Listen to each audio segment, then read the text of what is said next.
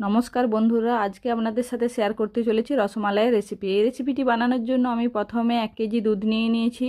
দুধটিকে আমি calcium lactate powder দিয়ে ভালো করে ছানা কাটিয়ে নেব। দুধটি ফুটে ওঠার সাথে সাথে আমি পাউডারটি দিয়ে ভালোভাবে ছানাটি কাটিয়ে নেব। এভাবে ছানাটি কেটে উঠলে আমি ছানাটি থেকে জল ঝরিয়ে নেব ভালো করে। তারপর আবার নর্মাল জলে ভালো করে ধুয়ে নেব যাতে টক ভাব না থাকে। জলটি ঝরিয়ে নেওয়ার পর আমি 1.5 চামচ চিনি দিয়ে ছানার ডোটিকে ভালো করে হাতের সাহায্যে থেসে নেব। দিয়ে একটি ডো তৈরি করে নেব।